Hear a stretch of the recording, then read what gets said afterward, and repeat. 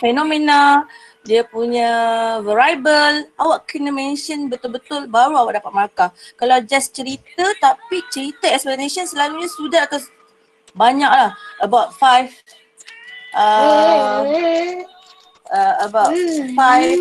lines, okay. Kadang-kadang panjang, okay, more than 5 pun ada tapi tak ada markah. Okay, dapat 1 mark je, okay. So selalunya soalan ini yang problem bila cikgu marking. So saya ambil keputusan hari ni untuk explain dulu macam mana nak jawab soalan 4 markah ni untuk working principle. Sebab kadang-kadang korang tak ada idea apa nak cakap, apa nak tulis, kan? Okay, so hari ni cikgu nak explain bahagian yang 4 markah ni dulu, and then baru kita jawab soalan format SPM. Okay, so first sekali sebenarnya cara untuk jawab soalan ini, okay, cikgu akan kita, okay, ni ada saya buat dua bahasa lah. Okay, apa yang awak kena buat, okay, saya akan, okay, cuba awak, kita ada 1, 2, 3, 4 sentence. So untuk 4 sentence ni 4 mark. Okay, 4 marks. So awak buat sentence macam ni, okay, one by one explanation, jangan buat dalam paragraph. Okay, bila buat dalam paragraph awak nak tambah-tambah dah susah. Bila tertinggal ke apa awak tambah dah susah. Fizik boleh. Okay, fizik boleh buat macam tu. Jawab dalam point. Okay, nombor 1, nombor 2, nombor 3, nombor 4. Okay, so kita kena ada okay, keyword. Okay, saya bagi kat sini, awak jangan buat macam ni lah. Okay, sini saya nak ajar je. Okay, keyword yang perlu ada, cari keyword yang ada dalam given situation. Okay, contoh kat sini, a boy beating a drum that produce sound which can be heard by a man. Okay, explain how sound is produced, okay, by the drum and can be heard, okay, by the human ear. Okay, so sekarang ni awak dah tahu yang ni topik sound, betul tak? Topik sound. Okay, so bila topik sound ni apa dia punya variable yang awak kena tahu dalam topik sound? Okay, siapa boleh bagi? Apa variable, apa term-terms yang awak dah belajar dalam topik sound? Anyone? Takkan tak ada audio kot, boleh kan? Cakap, tak ada mic kan? Anyone please? Cikgu tak nak cakap seorang-seorang lah ni. Hello? Abigail. Apa? Cikgu bagi nama Abigail. Oh, Abigail. Okay. Puan Nurihan tolong bagi nama. Okay. Tak nak cakap seorang-seorang kan? Mana Abigail? Syarul tak ada. Anne, siapa lagi? Mira, Ellie. Apa yang ada dalam topik sound ni? Daus, Faisal, dah bangun ke belum? Kalau cakap pasal wave. Apa? Wave. Apa dia? Tak dengar jawapan. Gelombang. Okay, dia wave lah. Okay, lagi? Macam mana hasilkan bumi gelombang? Lagi? Direction dia sama ada dekat ataupun jauh, kuat. Direction. Okay, lagi? Nak jadi sound wave tu apa yang kena ada? Remember the slinky spring? Slinky spring tu kalau ingat first kali kamu buat apa?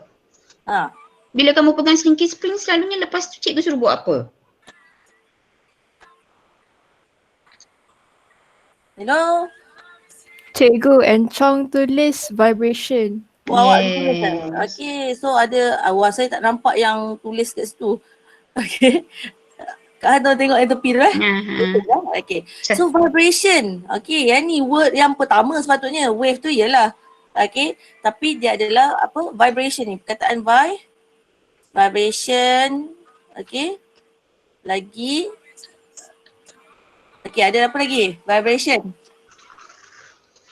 Lagi apa lagi? Benda yang berlaku. Apa terms lagi? Awak cari word saja. Jangan buat ayat dulu.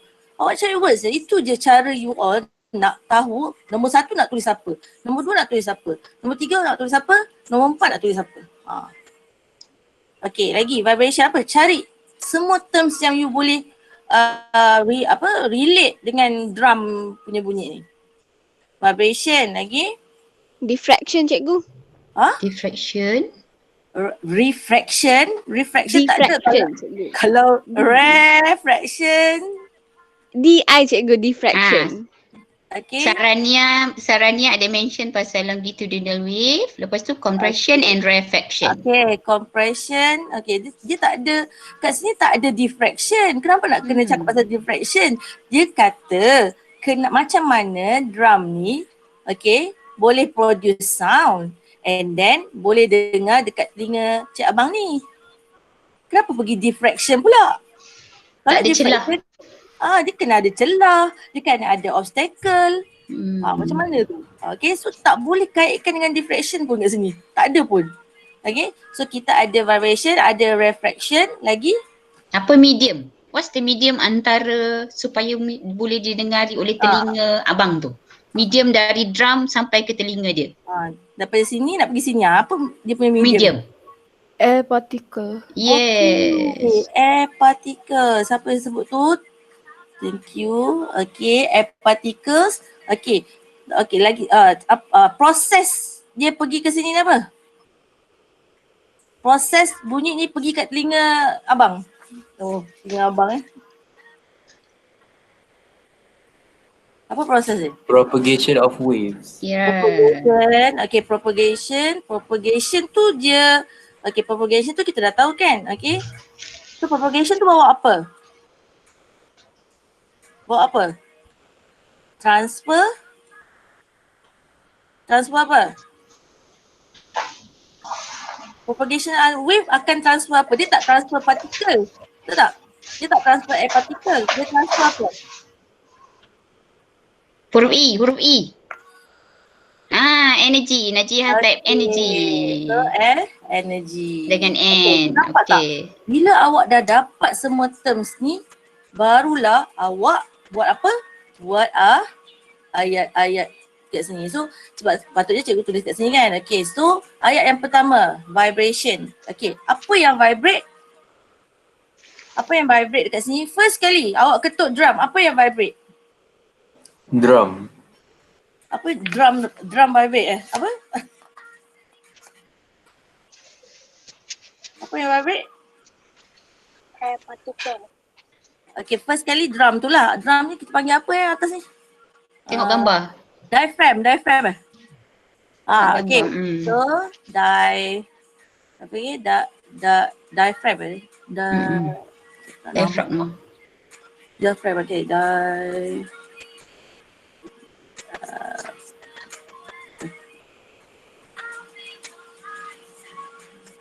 Okay. Vibrate.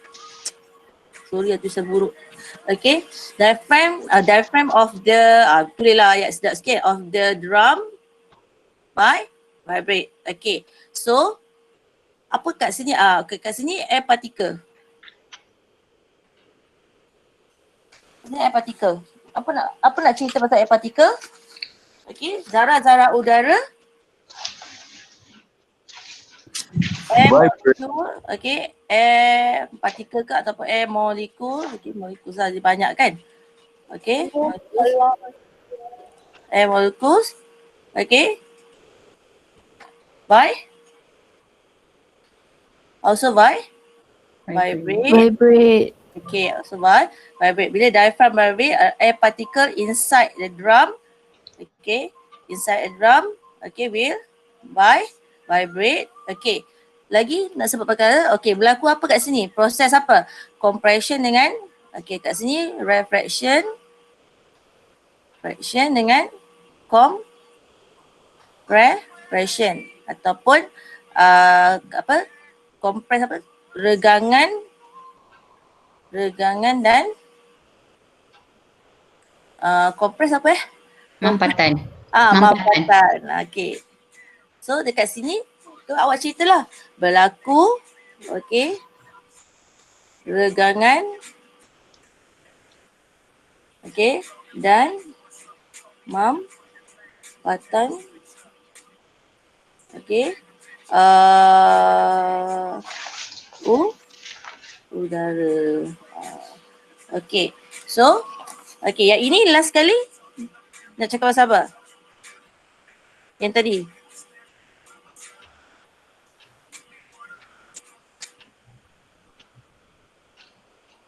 Okay, yang ni sound produce kat sini kan. Lupa tadi, sorry. Kat sini yang ni sound is produce. Lupa, tambah ayat sikit. Okay, bila dah diaphragm vibrate, so air molecule inside the drum also vibrate, so sound is produced.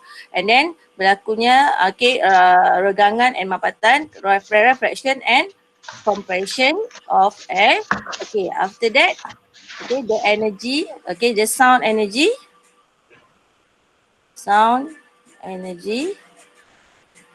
Okay, so sound energy, okay, tenaga bunyi. Okay, transfer, okay, to apa, tuan dia, telinga abang. Nak cakap apa? Ear drum. Okay.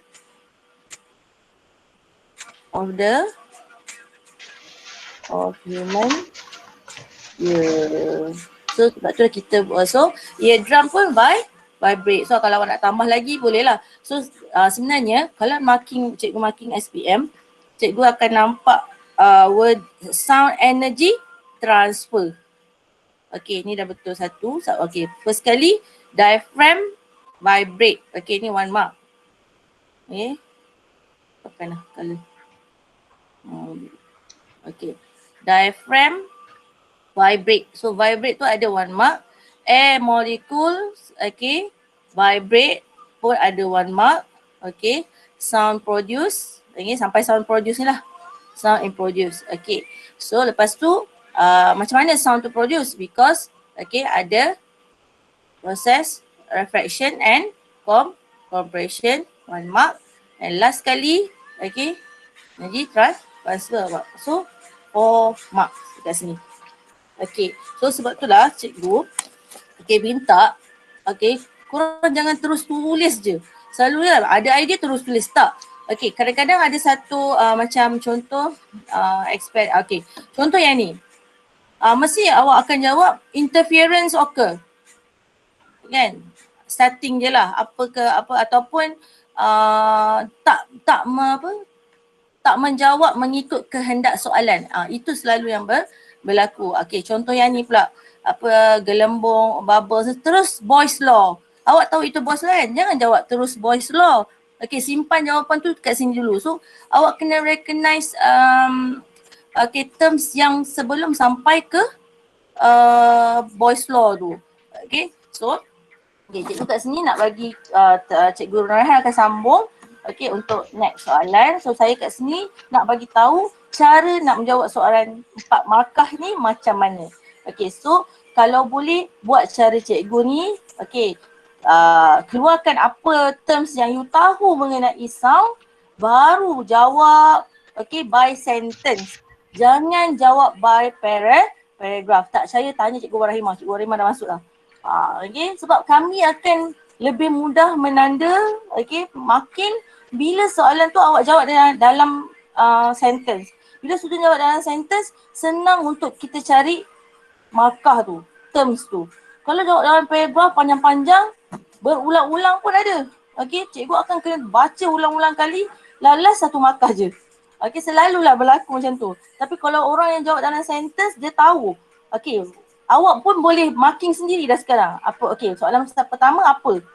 Awak punya keyword. Soalan kedua, keyword awak apa? Nampak tak kat sini? So awak lebih sistematik untuk menjawab soalan 4 markah ni. Walaupun 4 markah, soalan ni sebenarnya simple. Tapi student selalu tak boleh dapat. Betul tak Cikgu Warahimah? Kan? Selalu memang tak dapat full mark. Susah cikgu nak cari orang akan dapat full mark untuk soalan ni. Malam-malam, diorang ni takut tau nak buat bentuk point form sebenarnya. Diorang takut tak dapat markah. Sebenarnya kita memang baca banyak kali you all punya jawapan, tapi daripada 4 markah, 0.4 je you all dapat sebenarnya. Satu page. Satu page jawab malah kan. Cikgu Waraima grup lain, saya grup lain. Tapi bila kami bincang, bila tengok soalan ni memang orang akan dapat kosong. Satu kan. Macam tu lah. Susah. Berapa persen tu, 10% je tu dapat 4 marks tu. Okay, memang soalan ni susah untuk orang dapat 4 marks. Kalau betul-betul awak buat macam ni, dia cikgu fikir apa yang awak susah tak boleh nak buat. Okay, so kena buat macam ni lah. Kalau yang BM pun tak apa, buat lah. Okay, dia sedang berayun. Perkataan tu dulu. Jangan jawab terus sentence. Cari term dahulu. Okay, alright. Boleh tak? Jawab sikit. Jawab sikit. Okay, Boleh. Okay, so kalau dah tahu cara. Boleh. Ya, okay. So, jangan membazir 4 markah. Nanti SPM tak boleh nak minta cikgu tolong tak boleh. Okay. So, okay, saya serahkan pada Puan Nur Rehan. Saya, mana slide akak Okay.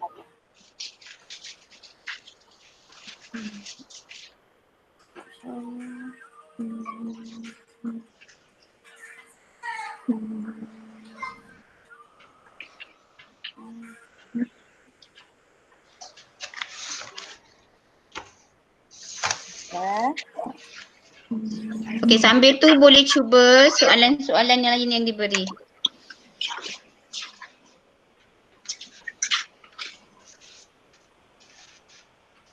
Okay, ni dah jawab tadi.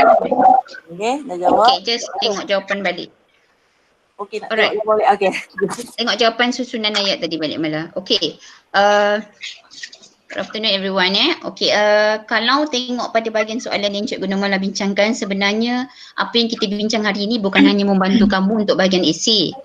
Okay, sebab biasanya dalam soalan struktur, ada juga soalan explanation yang biasanya mungkin 2 markah untuk kamu. Cuma struktur soalan dia tidaklah terlalu detail seperti ini. Okay, sebab usually selalu bila kamu exercise on your own, okay, kamu selalunya suka tinggalkan bahagian-bahagian yang soalan explanation. Okay. Sedangkan dalam soalan struktur bermula dari soalan 5, 6, 7, 8 ada soalan yang minta sedikit explanation untuk 2 markah. Okay. So this is the first one. Kalau tengok yang Puan Nurmala dah bagi idea untuk kamu buat keyword tadi. Okay, dari gabungan keyword yang sudah ada, susun semula ayat kamu. It doesn't matter di mana duduknya point tu. Okay, macam ada bunyi cek ni malah. Saya tak tahu siapa punya mikrofon. Ada gangguan bunyi lah. Semua orang off mic? Kecuali dia cikgu minta. Okay, thank you. Baru hilang. Okay, so daripada idea yang Cikgu Nurmala beri tadi untuk kamu buat keyword, okay, arrangement of ayat itu bergantung. Okay, contoh, kalau kamu tengok susunan jawapan yang diberi ini, okay, sama ada kamu lihat versi BM atau versi BI yang berwarna merah, okay, kita tidak menyimak bahasa, okay, we are not checking the languages. So, cuba gunakan ayat-ayat yang simple.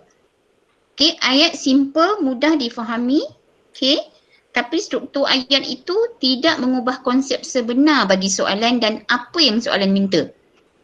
Okay, gariskan dulu apa yang soalan minta, itu yang paling penting. Okay, dia suruh terangkan apa? Bunyi dihasilkan oleh gegendang sehingga dapat didengar oleh telinga manusia. Itu yang sepatutnya kamu gariskan dahulu. Okay, then buat keyword yang Puan Nurmala cakap tadi. Okay, so ini idea yang tadi dah bincang dengan Puan Nurmala. Okay, cuma dibuat susunan ayat semula. Okay, di mana pun duduk perkataan tenaga. Okay, macam contoh. Okay, jawapan yang di type ini, jawapan tenaga itu duduk di nombor 4.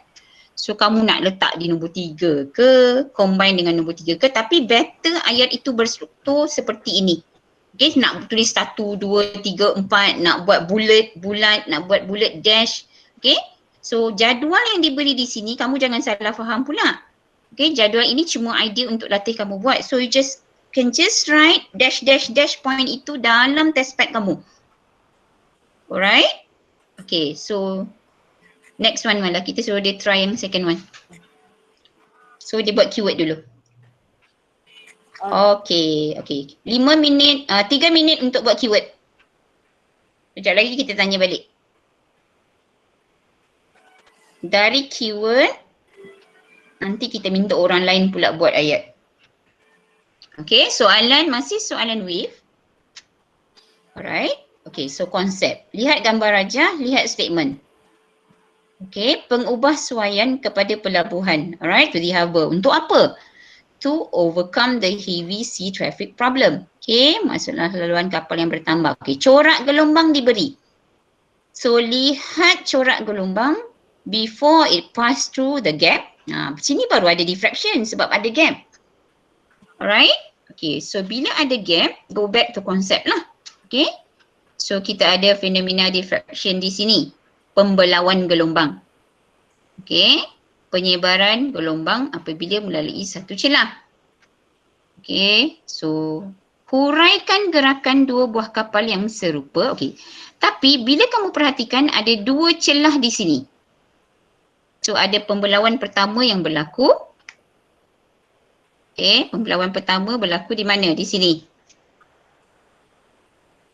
Alright, okay. And then pembelauan kedua berlaku di celah yang kedua. So, okay, gelombang membulat yang pertama meets gelombang membulat yang kedua. So dari dua kali pembelauan yang berlaku, kamu akan dapat fenomena. Fenomena apa? Superposition. Superposition. Okay, superposisi berlaku sebab ada dua sumber koheren bertemu. From there, kita tahu ada fenomena interference, betul tak? Bila superposition, mesti connection dia dengan fenomena interference. So, interference ada dua jenis. Betul? Betul. Okay, so terus buat. Okay, kamu dah ada interference. Terus buat jadual yang macam Purnamala cakap tadi. Buat keyword dulu. Okay, so kita ada fenomena interference. So kita ada idea interference membina memusnah. Dan kita refresh balik. Macam mana menghasilkan interference membina? Okay, sebab anyone. Anyone? Cikgu nak list down keyword. Cepat, Purnamala nak list down keyword. Allah. Allah, jangan. Keyword dulu. Mana pennya? Oh, tadi. Ish. Sorry.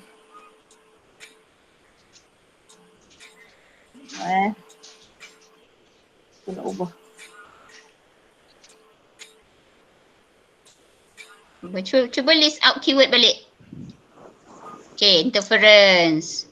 So, we are focusing on interference ya. Pembelauan yang pertama berlaku itu mungkin kamu boleh abaikan dululah.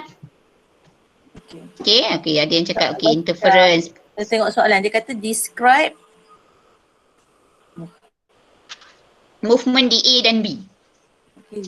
So, ada dua idea tentang interference tadi. Satu membina, satu memusnah. So, membina. Siapa ingat lagi tentang interference membina? How do you produce constructive interference? Constructive interference is occurred when two crests interfere with one another. Okay, crest saja? Crest or two and two also? Two and two. Dua-dua kan? Crest and also two and two. Okay, betul Alicia. Okay, so apa result from these two? Maximum amplitude. Yes, maximum amplitude is pada sebab soalan ini membincangkan 2 poin. Satu ialah A, satu ialah B. Okay, dan if you look at the diagram, okay, you will realize that A and B is dua garis yang berselang. Perasan tak? Remember when you draw interference untuk gelombang air? The anti-nodal line and the nodal line is one after the other kan? Berselang-seling. Okay, so you kena fikirkan A itu ialah point yang mana interference membina, B itu ialah yang mana, and then explain again dekat kamu punya statement 4 diagram tadi. Okay, di tempat tertentu. Okay. So siapa boleh cerita tentang A dulu? So explain one by one. Cerita A dulu. Ainul, mana Ainul Madia? Apa jadi pada kapal A dulu? Kamu nak cerita A dulu. Okay, tadi kita bincang ada dua interference kan? Movement. Gerakan. Cerita dulu gerakan. Kalau air, kita ada air yang tenang. Ada kawan yang sebut tentang high amplitude tadi. So macam mana nak bina ayat? Jangan ada masalah. Kapal itu kan. Dekat di point A apa? Ainul mana Ainul? Tak nak cuba macam mana? Exam macam mana? The movement of A moves upward and downward. Okay, upwards. Okay. Apa kuantitinya? Upward and downward. Actually we are referring kepada kuantiti yang mana bila kita membincangkan tentang gelombang? Tadi ada kawan yang dah sebut. Water particle. Amplitude. Amplitude, yes. Upward and downward tu sebenarnya bila kita rujuk pada satu kuantiti fizik yang boleh diukur ialah amplitude dia. So di A tu, okay, macam mana kamu nak cerita amplitude dia? High, low, zero dekat A. Hello? Where is everyone? Di Katalah A. dapat buka mic untuk jawab. It's okay. Jawab. Cikgu tak nak cakap seorang lah. Penat. Yang nak exam je kamu. Tak lama dah. Cikgu dah bagi idea tapi saya mahu jawapan. So amplitude sekarang kalau di A, okay, kamu nak cerita high amplitude ke atau zero amplitude and then relate sama ada constructive atau destructive. Kat sini. Okay. Construct or Destruct. okay, disrupt. Awak Dah ada idea dah. Cuma pecahkan kepada titik A dan B untuk satu constructive interference, satu destructive interference. Itu sahaja. So yang ni construct lah. Okay, so Okay, so sekarang cerita dulu ayat pertama. At A what happened pada gerakan? The amplitude is high because cerita dulu gerakan kapal. The ship at A moves upward because the amplitude is high. Yes, very good. Dah boleh dapat poin pertama. Okay, so kamu cerita tentang A, okay, moving upward, downward with high amplitude. Okay, kenapa berlaku? Because constructive interference occur. Okay, constructive interference occur. Kalau kamu nak cerita tentang crest dengan crest meet dekat point A ataupun throw dengan throw meets dekat point A, okay, juga boleh cerita untuk nombor 2. Okay. Rasanya point nombor 3 dan 4, kita boleh dapat 2 lagi markah bercerita tentang apa yang berlaku di B, tapi ayatnya lebih kurang similar dengan nombor 1 dan nombor 2. Betul atau tidak? 1 dan 2 kamu bercerita tentang A, dah dapat 2 markah. So di nombor 3, okay, kalau tadi di nombor 1, kamu bercerita di point A dia move upward and downward with high amplitude.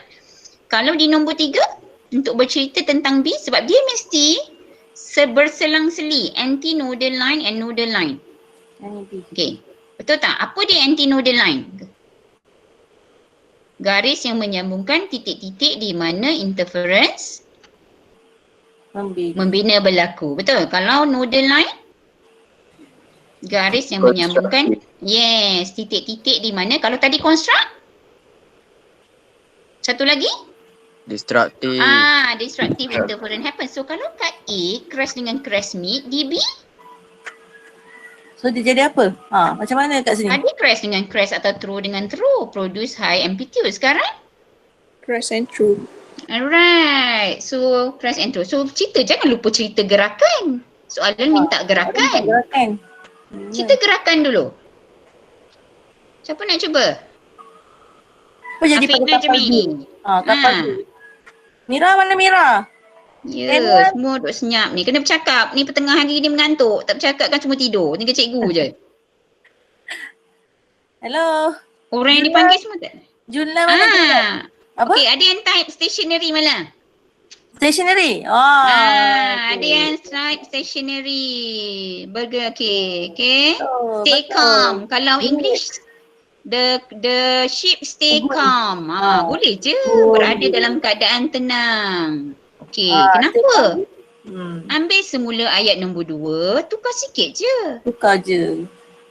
So apa ayat yang keempat? Apa nak cuba? Cepat.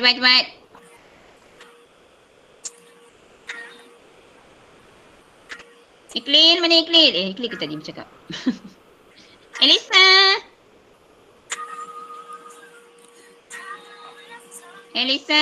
Senyap je. Memang form 5 memang senyap je ke? Entahlah mana perginya ni. Gambar ada, orangnya pergi mana?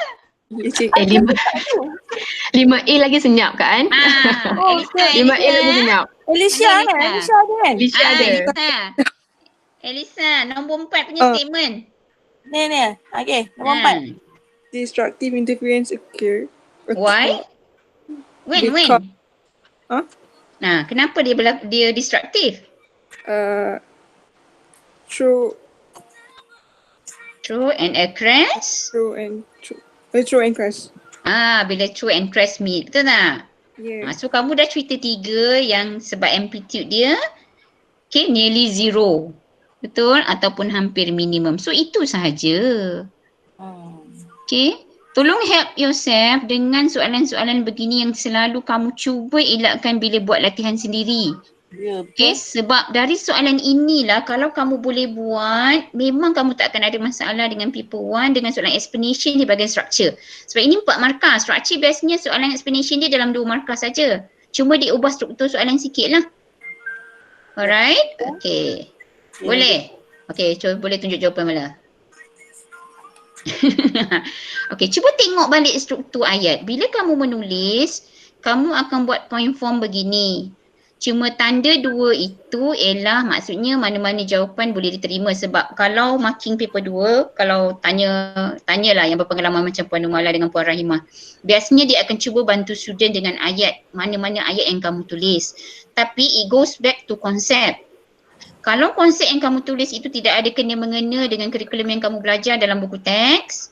Okey, dan satu lagi, sangat penting untuk diletakkan kuantiti fizik di situ. Contoh macam soalan nombor 1. Alright, okay, the ship moves up and down with higher atau maximum amplitude. So ayat amplitude itu mesti ada di situ. Di point mana? Sebab amplitude itu adalah satu kuantiti fizik yang kamu belajar dalam chapter wave. Yang boleh diukur ataupun ada unit. So jangan beri ayat umum.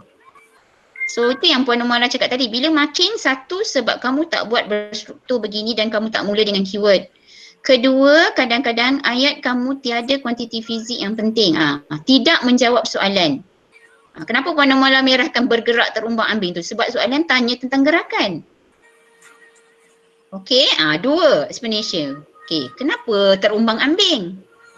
Kenapa amplitude tinggi? Okey, cerita tentang nombor 2. So either one kamu cerita puncak dengan puncak, lembangan dengan lembangan, tak apa. Okey, menghasilkan apa? So bila you dah faham nombor 1 dan nombor 2, kamu just ulang balik statement nombor 3 dan nombor 4. Sebab soalan memang minta gerakan di A dan B. So it's not that hard actually. Okay, tapi dia kena ada knowledge sedikit lah dan kefahaman untuk menjawab. Okay, so cikgu cuma harap bila bincang ni kamu jangan malas menulis. Mungkin bukan the whole statement yang cikgu beri.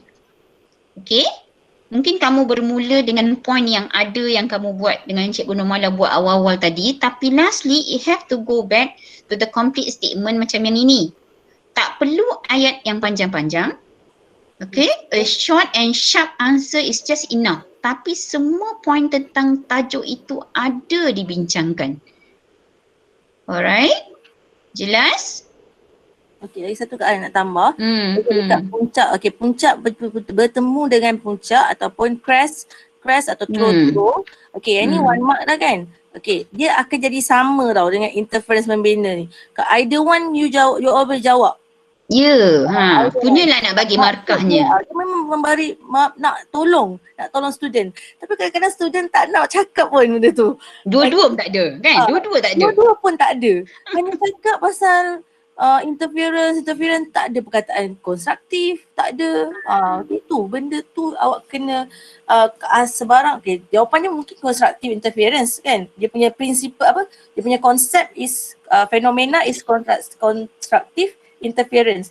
Tapi puncak bertemu puncak pun membawa maksud yang sama. So akan diterima. Walaupun nampak ni macam lagi tepat, betul tak? Okay, tapi puncak bertemu puncak throw bertemu throw pun boleh sebab membawa maksud yang sama. Okay. So maksudnya statement nombor 2, puncak dan puncak gelombang bertemu tu, jika kamu ada dua-dua ini, dia akan bagi satu markah, bukan 2 markah. Faham? So mana-mana kamu ada, contoh, kalau kamu rasa puncak dan puncak gelombang bertemu itu terlalu panjang, kamu bercerita saja sebab interference membina berlaku di point A, pun kamu dapat markah. Okay? Alright, so senang tak? Senang tak? Senang tu tapi kena ada effort sikit. Okay? Semua jelas? Alright. Jelas. Okay, good. Next one, Mila. Bagi diorang 3 minit. Okay. Lepas tu kita. Okay, cikgu rehat kejap. Semua orang mesti ada kertas, tulis jawapan atas kertas. Bukan menunggu jawapan guru semata. Tengok apa kata kunci nak cari kat sini. Soalan. Saiz gelembung udara. Saiz is a statement. Cari satu kuantiti fizik yang boleh direlatekan. Gelembung. Gelembung. Gelembung. Okay. Saiz gelembung udara. Udara ialah suatu gas. Betul tak? Okey, lepas tu bertambah besar. Okey, gelembung udara bertambah besar. Sebenarnya kamu kena fikirkan satu kuantiti fizik. Saiz satu gelembung udara bertambah besar. Sebab di tingkatan 4 kamu belajar tentang hukum gas. Remember triangle untuk hukum gas? So saiz gelembung udara bertambah besar. Manakah satu antara kuantiti fizik dalam hukum gas yang dibincangkan di situ? Siapa tahu?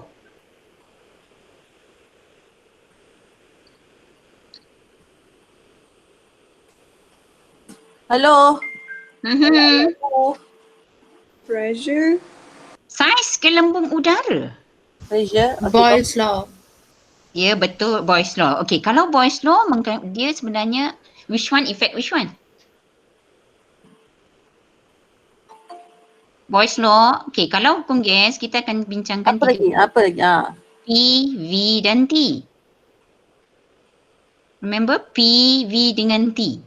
So kalau Boyle's law dia merelatekan apa dengan apa. Dia mesti ada satu manipulasi, satu gerak balas, satu yang dimalahkan. So tak cukup knowledge sampai situ sahaja. Setakat tahu Boyle's law. Pressure. Pressure hubung dengan apa? Oh yes, ada yang type pressure and volume. Good, Xiao. Okay. So P and V. Relates P dengan V, makanya yang ditetapkan ialah suhu gas itu. Betul? Alright, so saiz gelembung udara bertambah besar. Maknanya V bertambah. Betul tak? V itu bertambah. Sekarang kita ajar buat arrow. Okay, untuk kamu fahamkan konsep. Okay, so kamu dah tahu mesti ada relationship. Lepas tu, okay, apabila gelembung udara bergerak menghampiri permukaan. So mestilah bergerak menghampiri permukaan, okay, ada perubahan pressure juga yang berlaku kepada gelembung udara. Ini kena ada konsep atau pemahaman ingat semula tentang pressure in liquid. Remember pressure in liquid, apa formula dia? Siapa ingat formula pressure in liquid?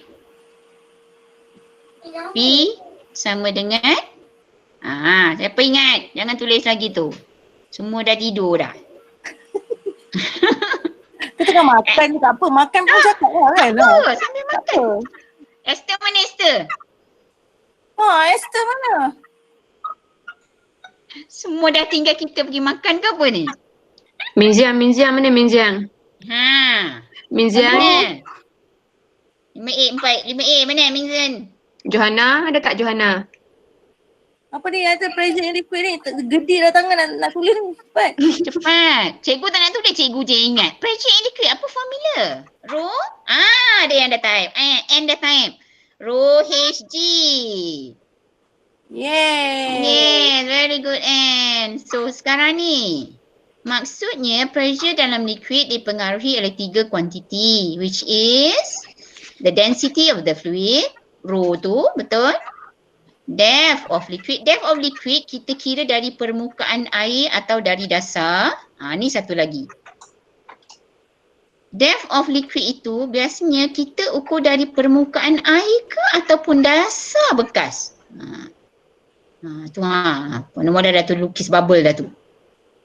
So, kalau kita tengok kan bubble ini. So, kamu kira depth of liquid H itu dari dasar tangki ke ataupun dari permukaan, perlu ingat. So biasanya kita, untuk ini H itu diukur dari permukaan air, bukan dari dasar tangki. Kalau kamu ukur dari dasar tangki, dasar laut ke, memang akan jadi salah. Alright, siapa yang lupa tu tolong buat catatan. So cuba tengok relationship sekarang antara H, depth dengan P. Sebab dia ada kaitan bergerak menghampiri permukaan. Semua ini perlu ada untuk kamu menjawab soalan ini. Okey, tapi macam yang dibincang tadi, benda ni boleh keluar sebagai kamu punya draft dulu. Yang macam bila Puan Amala buat kolom ni kan, fresh tadi, sebenarnya kamu sudah boleh mencipta ayat. Okey, cuma yang pertama. Okey, ambil balik ayat dari soalan. Okey. So, bila gelambung udara menghampiri permukaan, okey, apa yang berubah? Tengok formula tu balik. Yang Puan Amala dah tulis tu. So, apa yang berubah? H, betul? Apa itu H? Kedalaman berubah. Bila kedalaman berubah, akan ubah apa? Pressure, sebab Boyle's law menghubungkan P dengan V. Tapi sebelum itu kamu kena relate dulu H. Okay. Posisi gelembung udara from the surface of water dengan P tersebut, then relate back dengan Boyle's law. Alright. So statement pertama. Apa nak juga? Imtiaz. Imtiaz ku. Afif ku mana? Syafiq. Ya, semua duk senyap je. Bagi ayat, cikgu dah tulis formula. Cikgu nak minta ayat balik. Simple BM. Yeah, simple BM, simple BI should be okay. Tapi cuba. Guna balik contoh. Apabila gelembung udara, contoh. Menghampiri permukaan, apa bertambah, berkurang. Ayat pertama, Imtiaz.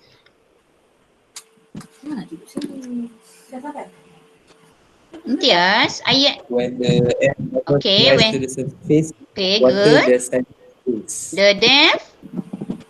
The depth of the Macam mana? water depth. The depth of the depth decrease ke increase?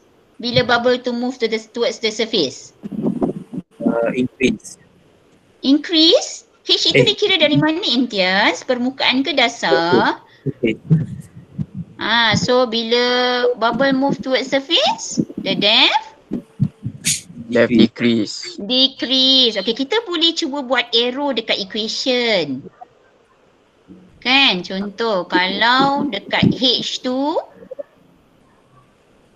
okay, kamu buat arrow ke bawah. So, maksudnya pressure pun decrease. Betul tak? Betul. Okay. So, dari situ kamu dah boleh dapat point dah. Maknanya ada perbincangan tentang fenomena fizik ataupun formula fizik tertentu. Bukan pernyataan yang kosong untuk 4 markah. Alright? Untuk relationship tu. Okay. Then, barulah relate semula dekat equation P dan V. Okay. Boyle's law. P dan V. Directly proportional ke inversely proportional? Inversely proportional. Right. Okay. Itu knowledge yang kena ada juga. Kalau knowledge tu tak ada pun tak boleh juga. So everything starts with knowledge. Tapi dari knowledge itu susun semula idea atau draft. Macam buat karangan lah. Kalau buat karangan BM selalunya kamu kena ada draft, betul? Cuma kita menjawab soalan AC dalam kertas 2 ataupun kertas 3. Kita untuk fizik boleh jawab dalam point form. Alright. Okay, so bila pressure decrease, Point mana volume. kita? Sorry, ada orang datang. Okay, Point. settle dekat relationship antara H dengan P.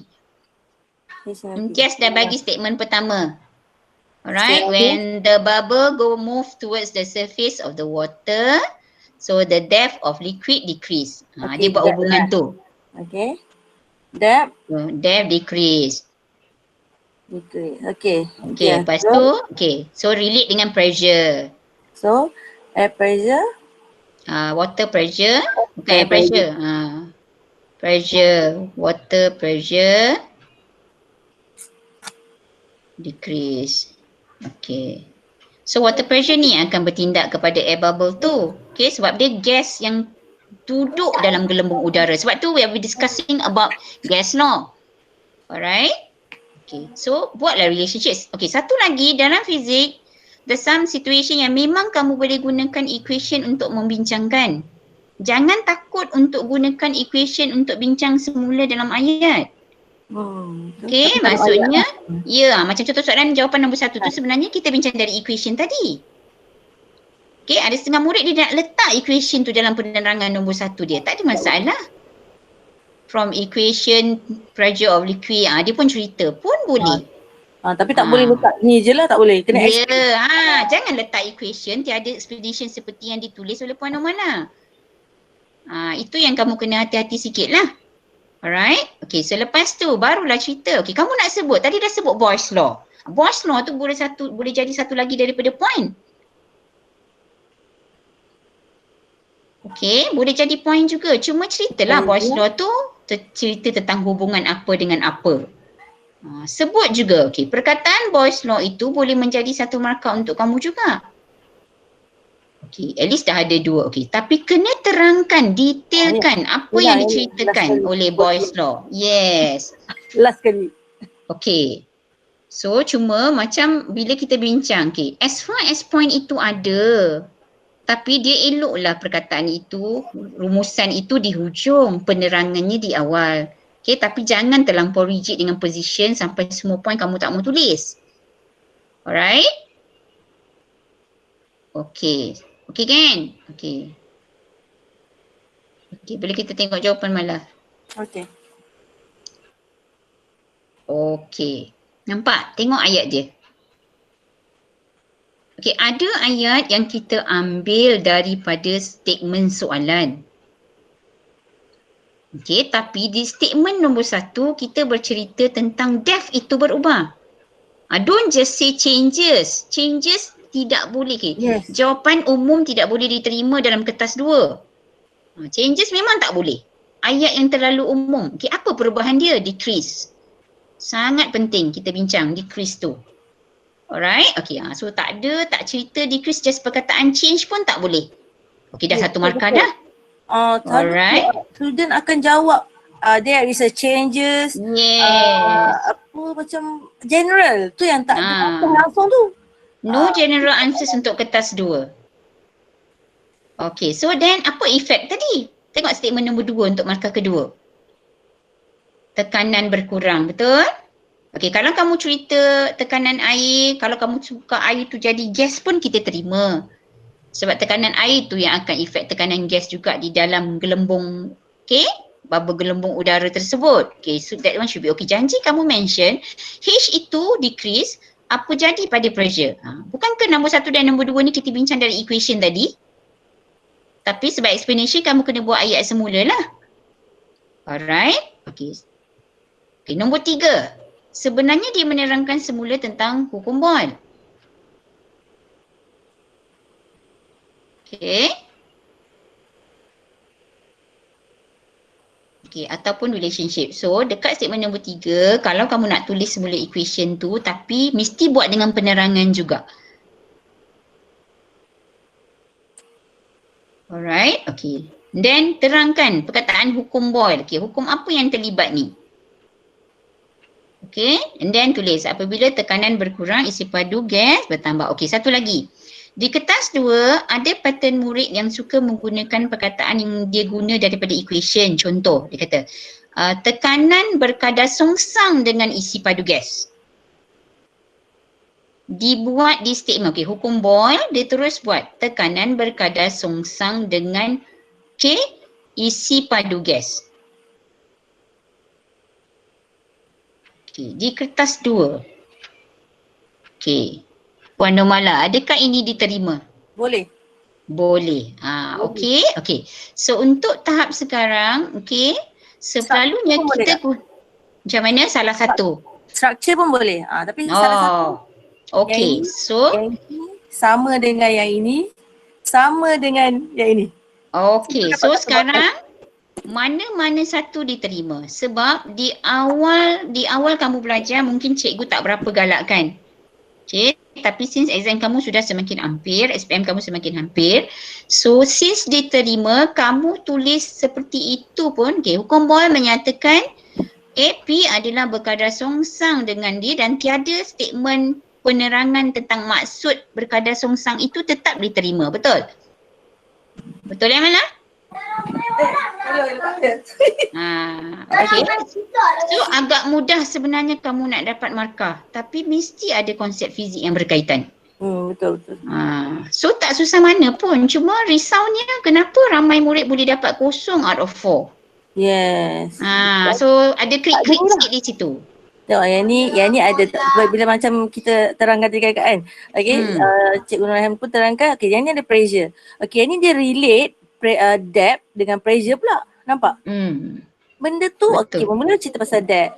Lepas tu cerita pasal resist pressure. Lepas tu relate depth dengan pressure. Last kali ada volume pula. Ya, macam tu je. Semua relate dengan konsep balik. Semua bermain di sini saja. Kan kat sini area ni je. Okay, boleh Okay, next one. Okay. Okay, kita bagi rest kejap. 5 minit. Okay, jawab. Rest pun jawab jangan tak jawab pula. Lepas 10 minit kita datang balik.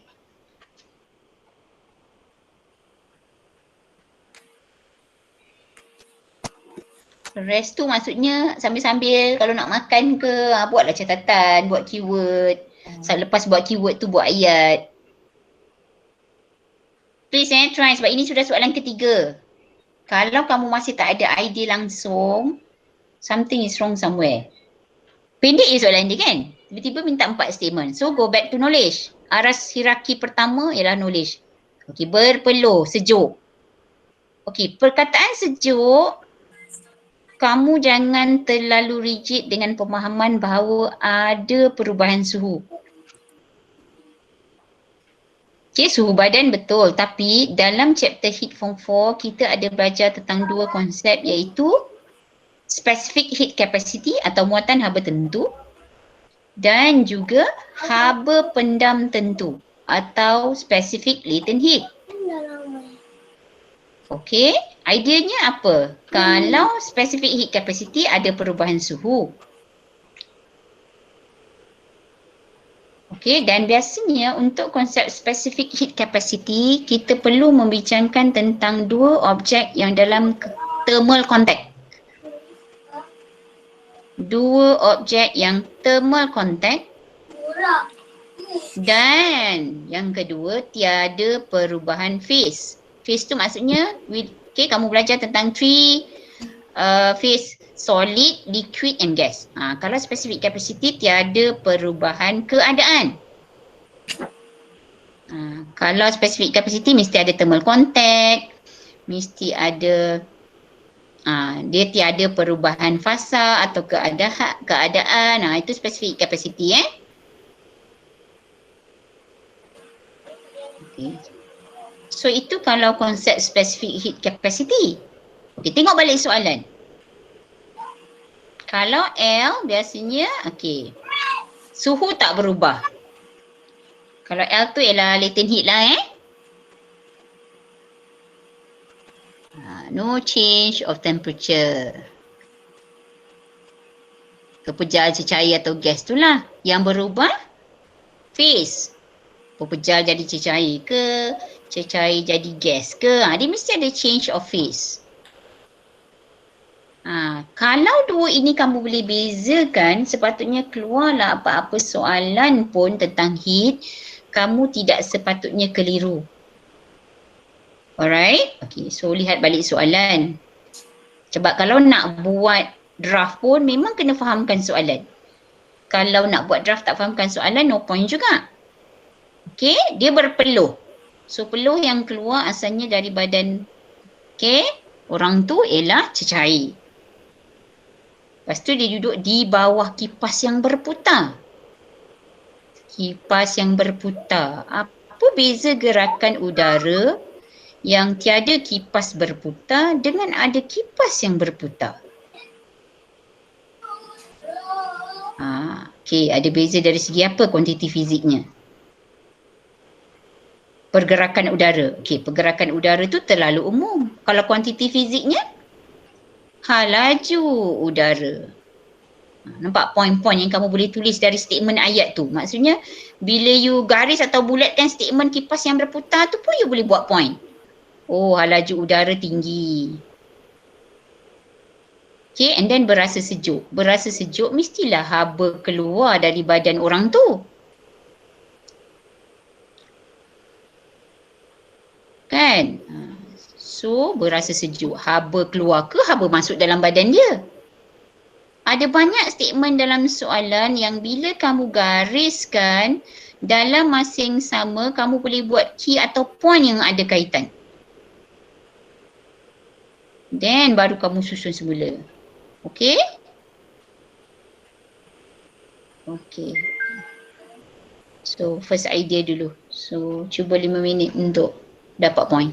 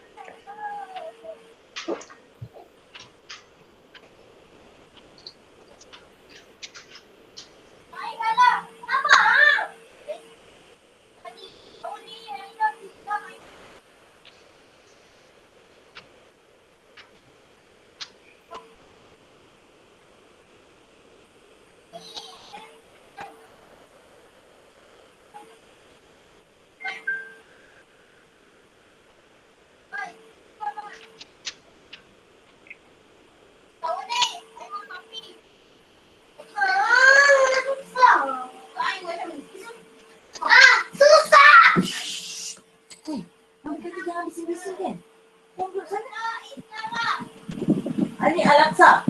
Anik Al-Aqsa. Duduk depan.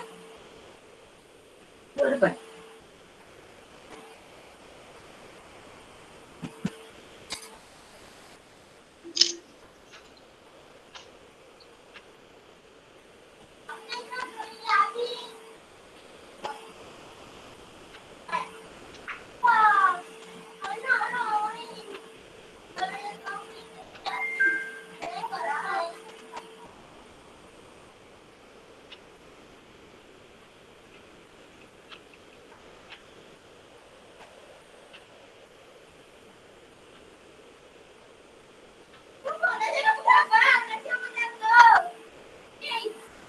Anik Al-Aqsa.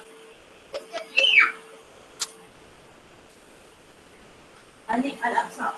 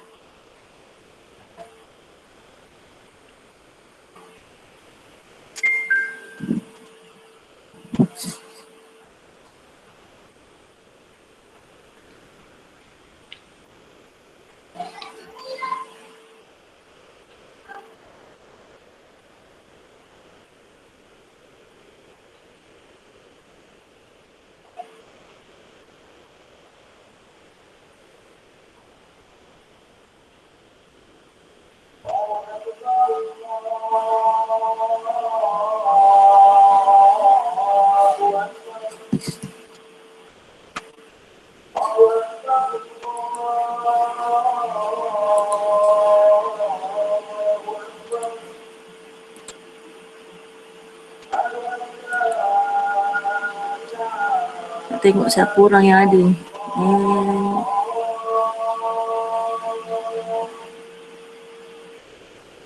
Ramai ni. Sharing.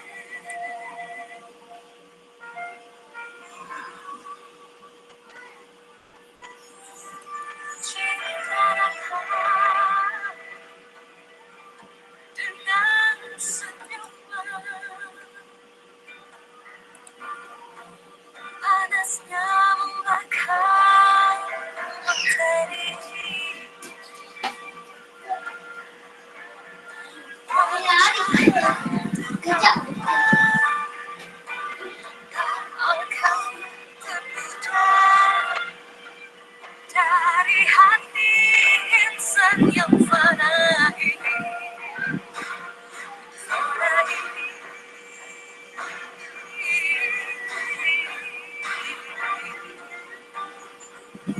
Tak mungkin mentari akan terus sembunyi.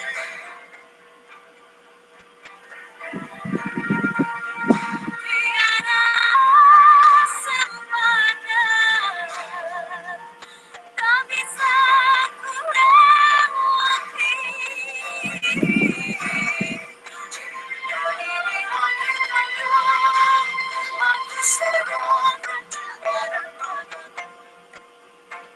Menanti rasa sayang jika ini. Jika ini hakikatnya, aku serahkan jiwa dan raga. Jika ini ketentuannya, kau kan jadi milikku.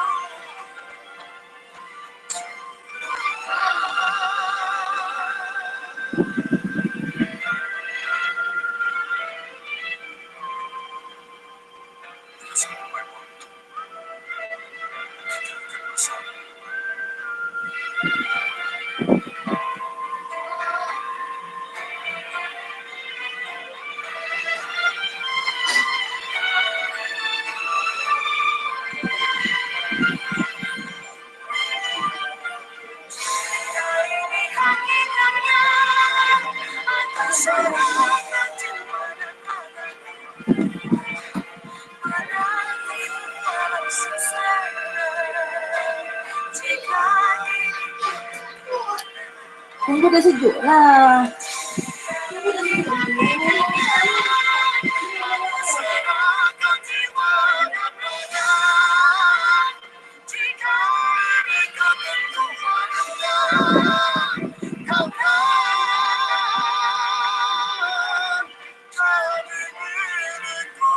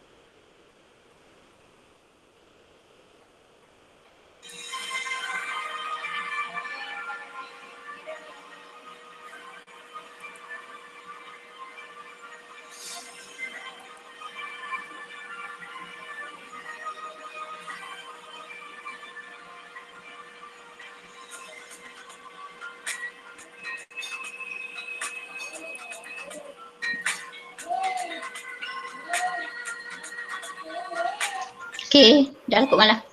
Okay. Alright. Okay, dah break 15 minit. Boleh kita mula balik. Mana-mana semua orang supaya saya tahu bukan saya dengan Puan Nomala je dalam ni. Ada ni tu. Ada, alah Imtiaz. Balik dengan suara Imtiaz. Orang lain mana? Ravishan dan Ada tak? Ada tak? ada. Okay, welcome back. Dah pergi minum air dah? Vishal ada lah. Mana? Hai Vishal. Mana? Kau Tak ada kau pun.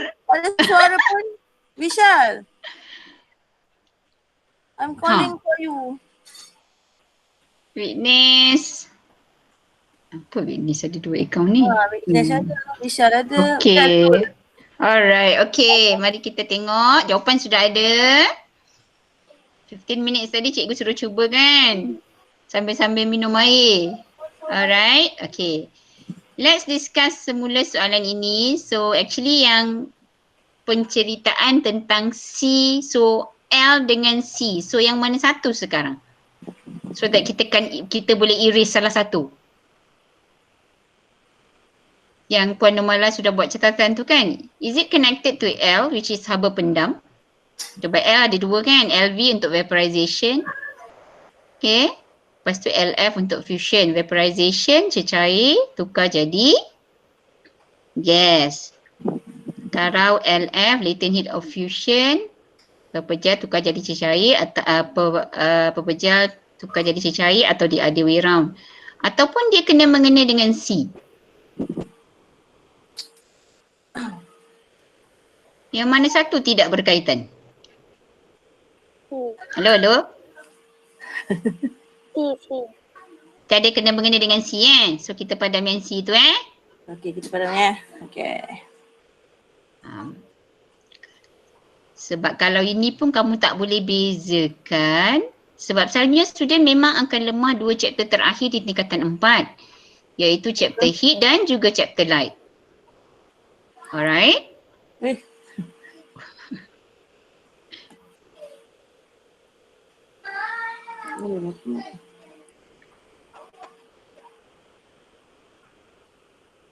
Okay, tak apalah. Kita abaikan lama-lah. Okay. Macam tu senang. Okay. So, kita rujuk yang sebelah tu L. So, okay. So, sekarang ni kalau lihat pada peluh berasa sejuk. So, peluh itu sejenis cecair. So, bila kita berpeluh dan peluh itu hilang dari badan kita, maksudnya dia akan tukar jadi gas. Betul tak? Okey. Okey. So jadi gas. Yes, so ada perubahan keadaan atau perubahan fasa. Okey. Right? Betul. Okay, change of phase. Okay, so lepas tu cikgu pun bincang tadi pasal kipas yang berputar tu. So tadi kita bincang kipas yang berputar, so apa yang berubah tentang udara? Udara yang tiada kipas dengan udara yang ada kipas. So dia ada perubahan dari segi velocity. Velocity of air dekat kawasan tu tinggi. Kan? Sebenarnya kalau kita nak buat penerangan dalam fizik ni, kita boleh mula dengan arrow up and down tu. Cuma nanti kita tukarlah ayat kita semula. Okay, so V of air increase kan dekat V air tu. So bila, okay, so proses, okay, kalau proses cecair berubah menjadi gas daripada skala menengah rendah sudah belajar, dia mungkin akan melibatkan dua proses.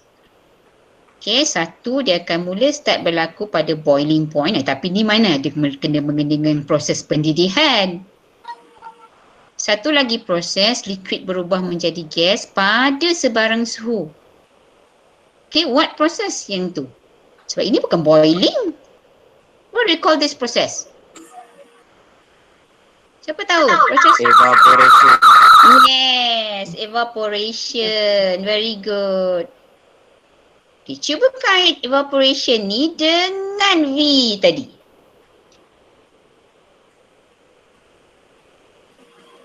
Ni dengan ni. Kalau volume of air surrounding kita increase, apa jadi pada evaporation?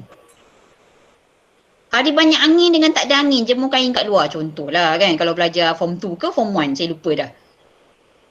Jemur kain dengan ada angin yang kuat dengan air, apa jadi pada evaporation? Bertambah kan? Cuma ayat yang lebih tepatnya, kita akan mula dengan perkataan apa? Rate. Kalau over time, yes, good. Mesti ada perkataan rate. So, bincang semula pula dengan rate of evaporation. Ada banyak point di situ sebenarnya yang kita sudah bincang. Yang bila kamu duduk exam, kamu lost langsung. Kan? It looks like tengok kosong je soalan tu. Sedangkan ada asas-asasnya yang sudah datang daripada mendengar rendah. Form 1, Form 2, Form 3. So curious lah kalau soalan 4 markah ni kadang-kadang satu pun kamu tak mampu dapat. Sebab you never tried actually. Belum berjuang kamu dah mengaku kalah. Sebab tu di kertas 2 ramai students suffer sebab during your own revision you tak nak buat soalan-soalan begini. Okay, kalau you train 1 question per day, Okay, satu cukuplah satu hari. And guna cara begini, kan, it's okay lah kalau you lost, you buka buku pun untuk tengok point-point sebab knowledge kamu dah hilang. Tak ada masalah, tapi you kena write something. Start macam ni lah. Cikgu pun buat macam ni, nampak? Conteng-conteng-conteng macam ni. Kamu terus dapat soalan, terus tulis. Lepas tu apa yang kamu tulis itu kosong, langsung tak ada kena mengena dengan konsep fizik. So set lah macam tu. Alright? Punyalah banyak, nampak? Velocity, so rate of operation. Semua ni yang kita bincang ni, yang ditulis dengan pen warna merah ini, kamu gunakanlah semula untuk buat 4 poin yang bersesuaian. Okey, ada murid setengahnya walaupun soalan 4, okey, dia buat 5 poin. It should be okay sebab pemeriksa akan tengok mana-mana markah yang dia boleh beri. Seperti yang Puan Nurmala cakap tadi. Sebenarnya di bahagian essay ada banyak slash dekat skema jawapan. Tapi bila kita kata ada banyak jawapan, dia tetap kena relate dengan konsep fizik yang berkaitan. Bukan jawapan umum yang tiada hala tuju. Alright?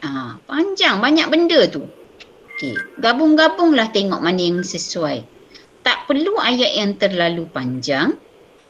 Okay, tapi gabungan poin yang kita bincang ini kamu susun semula untuk melihat poin tertentu yang boleh beri kamu markah.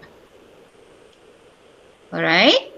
Okay, sekarang ni saya akan minta Cikgu Nurmala paparkan jawapan. Saya mahu kamu secara jujurnya menyemak jawapan seperti yang Puan Nurmala cakap tadi. Sebenarnya kamu dah boleh cuba tulis jawapan dan semak jawapan anda untuk lihat di tahap mana kamu boleh dapat untuk soalan 4 markah ni. Okey. Tengok jawapan yang kamu sudah tulis. Okey. 2 minit untuk tengok berapa markah yang kamu akan dapat. Di mana pun susunan jawapan kamu antara semua poin yang kita dah bincang ni tak ada masalah. Okey, janji kamu ada. Okey, so kita tengok jawapan sekarang. Okey, sekejap Kak. Lagi satu, macam ni kan, rate of evaporation. Bila kita just jawab ini saja tapi tak ada increase. Harapan tak kena ada velocity increase. Macam tu. So mesti ada cerita tentang subjek tu. Ada karakter dia. Tak boleh general. Itu. Dia mesti subjek, macam subjek velocity of the fan. Apa tentang subjek tu? Increase. Itu kena ingat kalau SPM. Betul. SPM memang tak boleh general. Nampak? Ayat dia tak semestinya sama betul-betul. Contoh, peluh tersejat. Okey, kamu punya ayat sikit lain kan. Tak payah ulang apa yang banyak-banyak dalam soalan tu sangatlah, kan? Kalau kamu ulang balik, apabila badannya berpeluh, peluh tersejat, sebenarnya poin dia dekat peluh tersejat tu je. Okay. Lagi satu kalau yang ni pergi sini dulu ke, yang ni pergi sini dulu ke, boleh je. Orang terbalik pun tak apa. Setakat ni poinnya ada. Sebab tu kita tak galakkan buat paragraf. Sebab bila kamu buat paragraf, kamu kadang-kadang tak perasan kamu sudah ulang poin yang sama 2-3 kali. Okay? So since itu satu kelebihan untuk dalam fizik kamu dibenarkan menjawab dalam point form, okay? Kamu tak jawab dalam point form dan kamu ulang ayat yang sama dan ayat tu tak ada kena mengena pula dengan konsep yang kamu belajar. Okay? Memang susah kamu nak dapat markah. Okay, cuba semak tengok berapa yang kamu ada, berapa yang kamu dapat.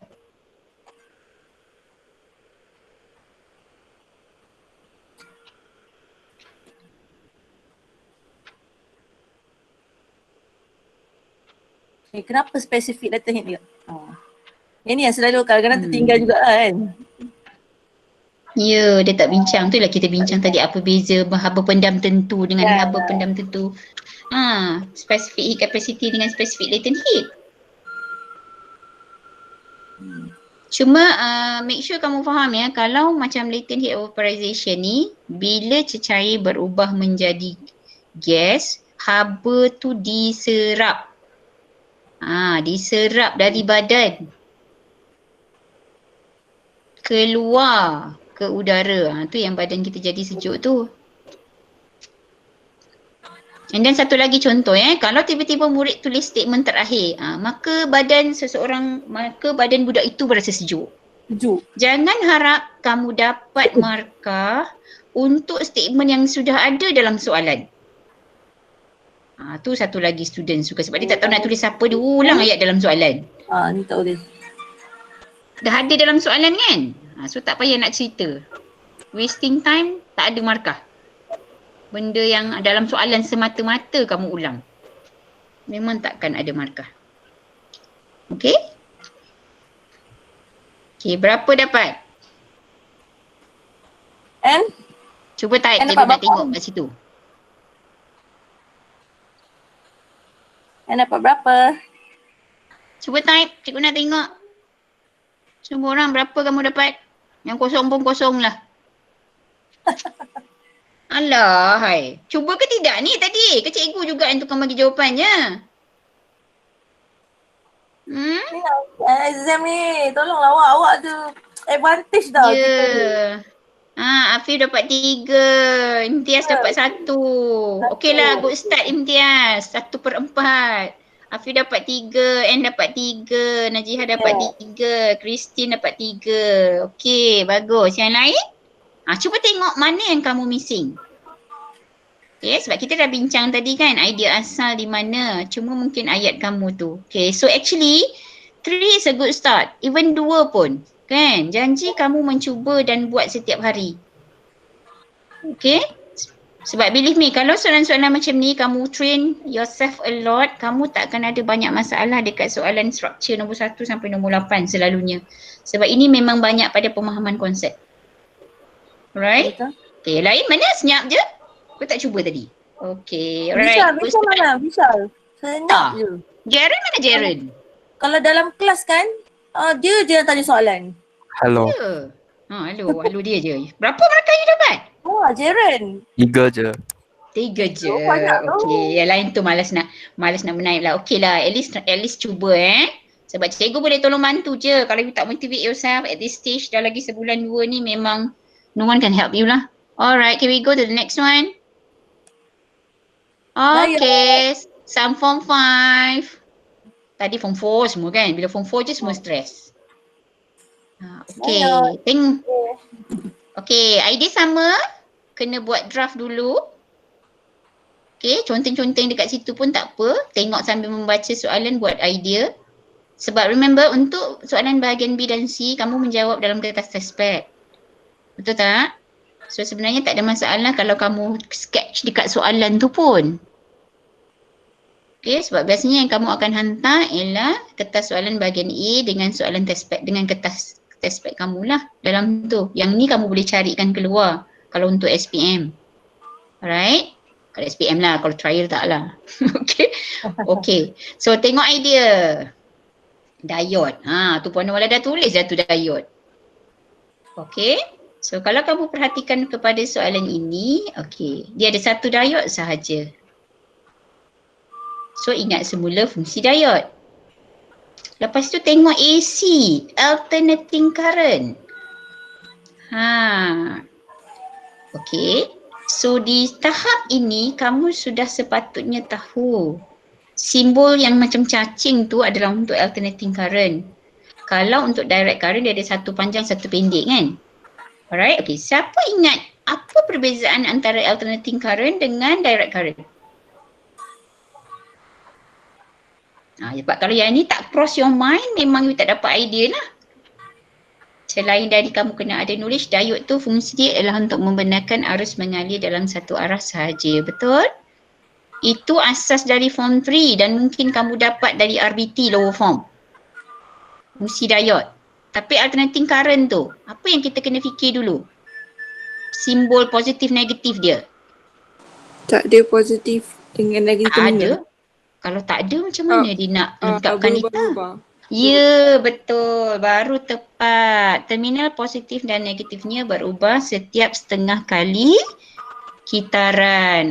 So itu kena cross your mind dulu. Okay, good. Okay, so bila kamu tengok kitar yang pertama, first half cycle, yang positif bahagian atas, negatif bahagian bawah, dekat supply. Dekat supply malah. Dekat punca supply dia tu, yang first stage yang positif negatif. Positif kat atas, negatif kat bawah. Tengok arrow.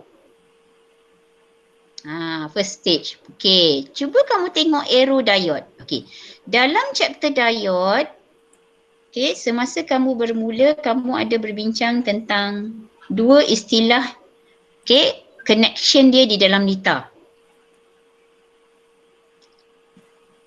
Okay, satu ialah forward bias connection. Yang kedua, reverse bias. Dia kedua apa? Satu forward, satu reverse bias connection. Betul? Okay, so cuba tengok trace pada osiloskop sinar katod. Ada satu, kamu akan dapat trace maximum amplitude. Okay, and then selepasnya adalah satu garis yang rata. Lepas satu lekuk maximum amplitude, selepasnya ada satu garis yang lurus. Betul tak? So kamu perlulah bercerita sebab soalan dia kata terangkan mengapa isyarat output dihasilkan seperti ditunjukkan. Apa beza isyarat output tu? Dia ada satu yang tinggi, maksimum, and then lepas tu kosong, lepas tu tinggi balik. Dia berubah. So kamu kenalah bercerita paling kurang untuk yang pertama maksimum amplitude itu dan yang kedua yang kosong amplitude itu pada kedua-dua cycle yang dibincangkan. Alright? Okey, maksudnya statement nombor 1 dan 2 akan membincangkan semasa terminal first cycle, atas positif, bawah negatif. Jawapan markah ketiga dan keempat akan membincangkan apabila terminal itu berubah arah di mana yang bawah pula positif. First half cycle kan? First cycle. 3, 4 tu second half cycle. Okey, 5 minit. 5 minit, lepas tu kita check balik macam tadi Harap-harapnya cikgu nampak nama lain nanti dekat chat tu. Buat so, benda apa yang ada ni kan? Apa pincang hadapan. Betul. Kita dah cerita first cycle, half cycle. Ayat tu lah kamu guna semula. Okey, 5 minit. Ni saya nak cari nama yang tak naik lagi ni. Tadi ada berapa orang je, tak sampai 10 orang type 3 ni. Tak apalah satu pun cikgu nak tengok. Janganlah malu kau dapat satu pun. You should be proud of yourself kalau you mencuba.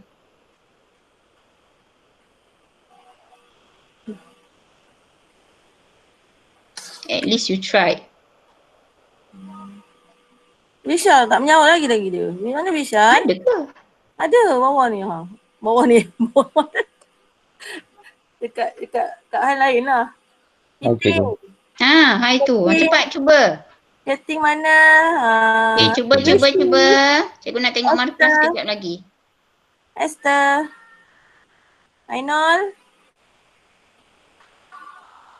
Afiq Najmi. Inferno Luna ni siapa? Sebab daripada minggu lepas cikgu tak tahu siapa sebab nama samaran. Nama dia masuk dekat MOE. Inferno Luna. Cikgu tak dapat nak detect awak siapa. Tu Ashton cikgu. Ashton. Oh boy.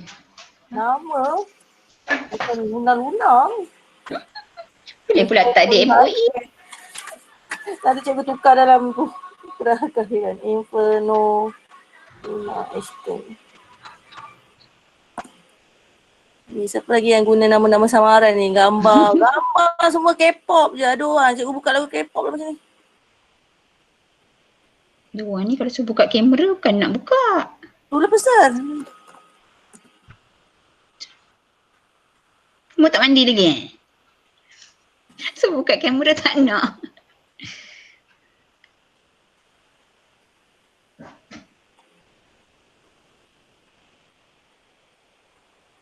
Kalau kertas 2, budak guna short form tolak markah tak? Short form tak boleh tak? Tak boleh kan? Itu pun kena ingat tu. Kita berbincang, kita gunakan first, second, tapi untuk kamu lepas tu arrow atas bawah pun tak boleh Arrow atas bawah tu memang dilarang sama. So bila untuk your own understanding should be okay, tapi bila menulis semula, terutama di kertas 2, pastikan anda tulis ayat yang penuh lah. Tapi tak perlu panjang-panjang. Okay, can we check? Cikgu boleh besarkan lagi slide. Sekejap. Kenapa kat awak tak ada Tak print Pinai rosa. Allah Hasyan. Tak apa jawab lah atas kertas pun okey. Mm-mm. Kau akan tahu.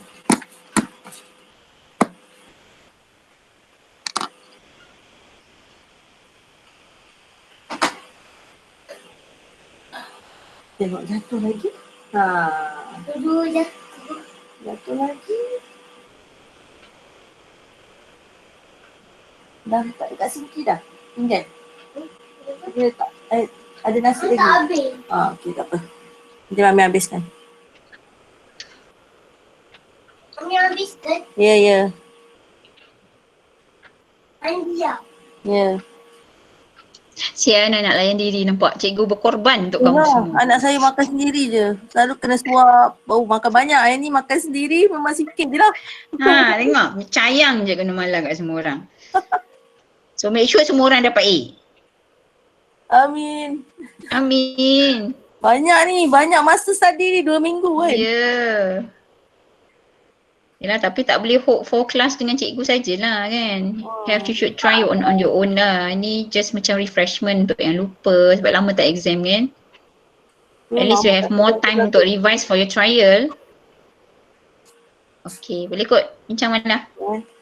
Okay, so kita tunjuk jawapan. Kamu semak Tengok, janji kamu ada keyword seperti yang Puan Normala cakap. Mungkin kan, logik dia kita kenalah cerita yang first half cycle tu. Kalau kamu katalah kamu cerita reverse bias dulu. Cuba tengok gambar. Sebenarnya should be okay. Tapi cuba tengok gambar asal yang diberi untuk output. Untuk statement nombor 2, kalau tak sebut melalui perintang pun should be okay kot malah kan. Betul. Harus mengalir. Betul tak? Mana? Dia tak sebut melalui perintang. Tak apa. Perlu sebut tak apa kan? Okay, so keyword dia register current flowing. Ada Harus mengalir. Yes. Current flow je. Keyword dia current flow. Betul. Nampak senang je nak dapat markah. Kalau awak jawab current flow pun dapat markah dah sebenarnya. Ya. Dia kan macam keyword ni memang student yang jawab, okay, bila keyword dia tapi janganlah cakap the current flow through the oscilloscope ke macam salah tapi current flow itu selamat. Itu selamat. The current flow through the circuit. Okay. Sebab tu kadang bila terlalu panjang lagi bahaya sebenarnya. Okay, so bila kita orang jumpa current flow ni, okay, tengok ayat hujung tu, current flow through ada tak macam tak terlalu salah. Okay. Memberi maksud yang bukan maksud yang lain. Okay lah. Bukan contohnya CRO allow the current flow. Tu tak boleh lah. Ayat tu salah. Walaupun ada keyword current flow. Tak diterima lah. Tapi kalau ada current flow, dah. That's it. Pun boleh. Tanpa ada ayat belakang-belakang ni pun just complete circuit kan. Itu boleh lah.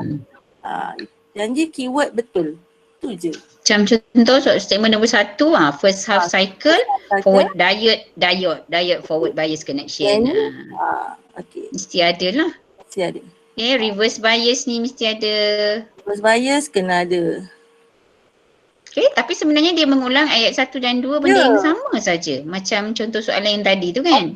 Oppose lah. Macam contoh soalan wave tadi. Ya. Okay. Betul. Alright.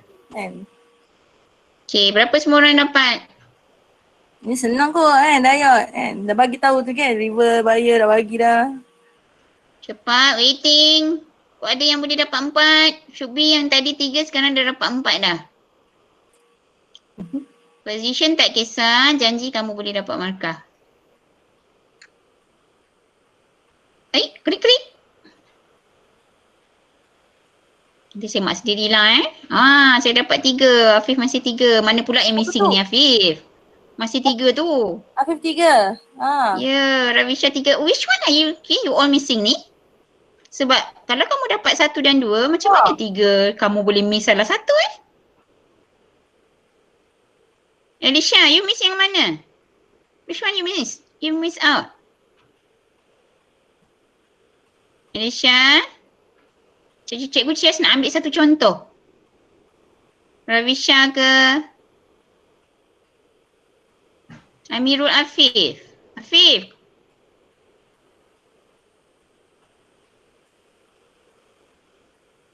Syarania.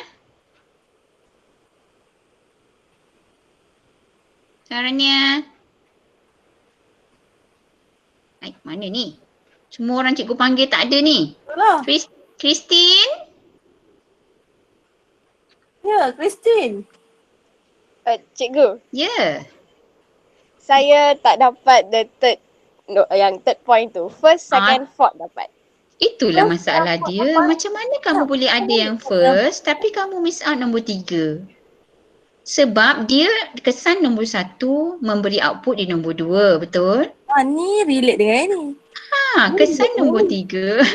Sebab you tak boleh, kalau you tak tulis maknanya you masih merujuk pada first half cycle. Betul tak? Tu yang sayang markah tu. Itu salah tu. Sebab cikgu beri panduan, jawapan cikgu tak beri sebab cikgu nak paksa kamu fikir sendiri. Tapi lepas ni kamu kena alert benda-benda macam ni. Kan? Which one affect which one? Terutama soalan yang vice versa macam ni. Sebab sayang markah. Alright? Mungkin ramai yang miss out dekat segmen nombor 3 Ya, cikgu. Okay. So next time be careful. Alright. Next one Mala. Sempat tak habiskan? Alright. Yang ni nanti sama, soalan ni sama dengan Essay tadi Essay. Ada soalan itu. Okay. Dah cover sekali lah. Last one ni. Last one ni Mala. Ini yang last. Okay, dah dekat pukul 2 pun. Okay, kita habiskan yang ni lah kot. Mendapat Dah jawapan. masak dah semua. Semua dah macam hilang je ni. Tak tahu 63 kat situ tapi tak tahulah. Balik-balik orang ni je yang bersuara ni. Okay, try please. Ni konsep kerja transformer kan? Rugi tak jawab ni. Tak tahu. Ya, tu dah ada hint tu. Aduh. So prinsip kerja transformer, which one? Ingat tak chapter 3 kita ada 3 subtopik, 3.1 elektromagnet. 3.2 apa? Force of a current carrying conductor in a magnetic field, betul? 3.3 induce current.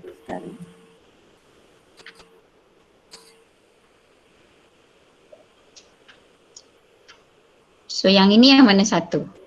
Atau mungkin dia combine dua together sebab dia ada primary, nampak? Primer. Tapi cuba gunakan kadang-kadang kamu boleh menggunakan diagram yang diberi untuk memberi kamu idea. Kalau kamu lost, okay, ni ada primer, ni ada sekunder.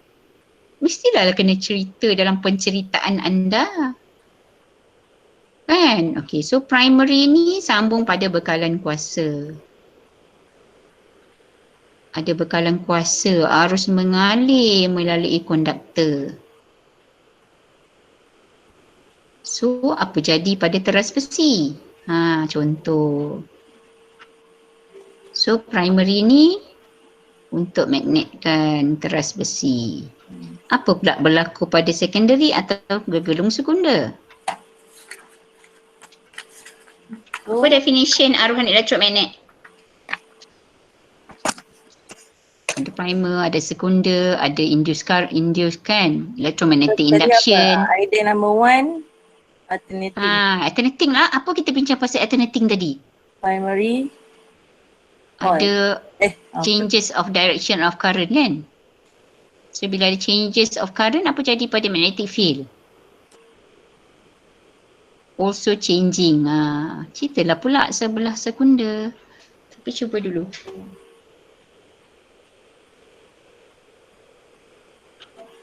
So teras besi lembut tu malah. Apa jadi pada teras besi lembut? Bawah tu kan ada teras besi lembut kan? Number 1 current flow. Number 2 teras besi lembut tu. Magnetize. Teras besi lembut dulu. Okay. Number 2 is teras besi lembut.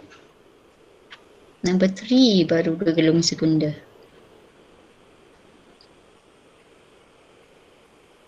Secondary coil. Untuk soalan macam ni, dia tak boleh tempat macam tadi kita cakap kat mana-mana duduk pun sepatutnya should be okay. Untuk soalan macam ni sepatutnya dia tersusun secara sistematik. Which one comes first lah maksudnya kan. Dia tak boleh lah cerita tentang kat sekunder dulu baru cerita yang dekat primer. Yes. Nomborkan pun boleh. Nombor 1, nombor 2 pun boleh bantu actually. Whichever side you nak guna. Sebab dia nak working principle.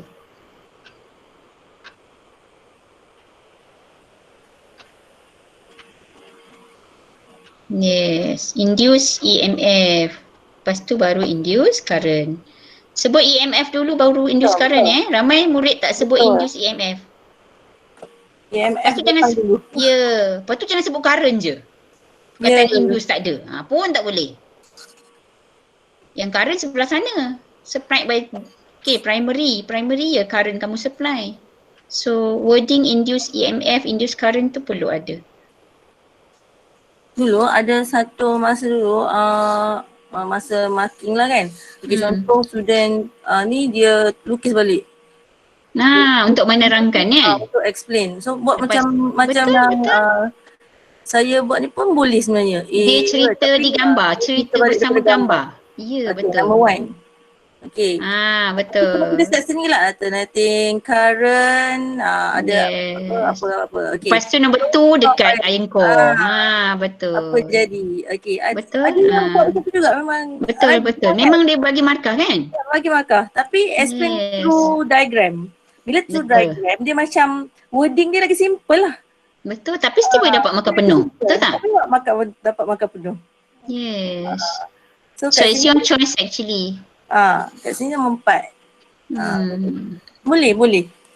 Kalau through diagram pun boleh. Tapi kadang-kadang through diagram, kalau through diagram, kalau macam ni boleh dapat markah penuh kalau through diagram. Tapi ada certain proses tu macam tadi yang latent heat tu tadi kan. Dia spesifik. Spesifik. Bukan nak tunggu nak lukis gambar berpeluh. Lukis gambar kan. So kita kena explain lah. Sikit apa benda. Tengok situation lah kot. Tengok situation. Kalau macam ni boleh dapat ni.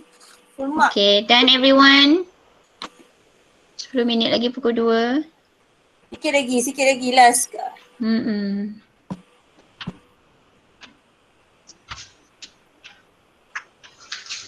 Sebab hari Jumaat nak fokus kertas 3. Paper 3. Yes. Just hope we'll be back to school next week. The other week.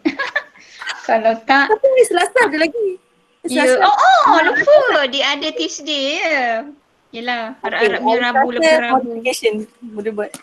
So that we can sit for our exam. And cikgu boleh start marking. Yes. Seronok, bio dah marking. Kemis tak sempat. Kemis sama tak sempat. Okay, boleh check kot? Okay. Alright. Nampak?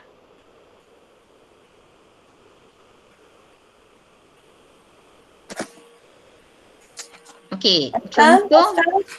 Cuba tengok. Okay, cuma mungkin susunan dia. Kalau kamu tengok the first one. Okay, flow through the primary. Kena sebut melalui primary coil. Kan kita dah cerita tadi. Then nombor 2. Soft iron core is, cuba check kamu punya ni. Macam yang Puan Nomala ajar tadi. Kat mana markah dia. Ada macam tadi. Okay, primary core mesti ada. Kat mana? Jangan main cerita je through the coil. Mana primary, mana secondary kamu tak tulis tak boleh juga. So what happened at the primary? Lepas bila current lalu through the coil. Remember? Kalau kita ada current conductor, kita dapat a temporary magnet. So soft iron core tu magnetize. Bagi tahu apa yang magnetize, kita tiba-tiba magnetize. Tak boleh juga. Benda, betul. And then ada linkage tu. Linkage tu, ni boleh ni explanation lah ni. Yeah. Lepas tu kita guna dua sikon macam tu. Okay. Menghubungkan.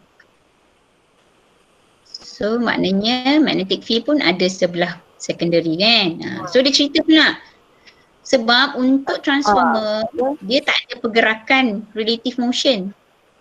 Kenapa alternatif nak guna? Yes. Kenapa transformer tak boleh function kalau bukan dengan alternating current? Sebab only alternating current akan menghasilkan current with different magnitude and direction. So yang tu hasilkan apa? A change of magnetic field. Remember definition untuk electromagnetic induction? Ya, betul. Itu ada kena dengan definition yang kamu tak suka sangat hafal. Daripada form 4 sampai form 5. Soalan wajib kertas 2, soalan A.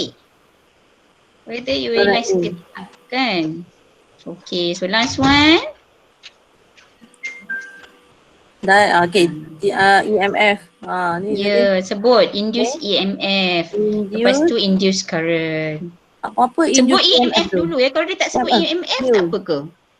Selalunya. Ke salah satu ada? Tapi konsep, salah satu lah. Tapi konsep yang sebenarnya yang betul-betul EMF dululah. Kan? Ada potential difference baru ada current lalu kan? Current lah.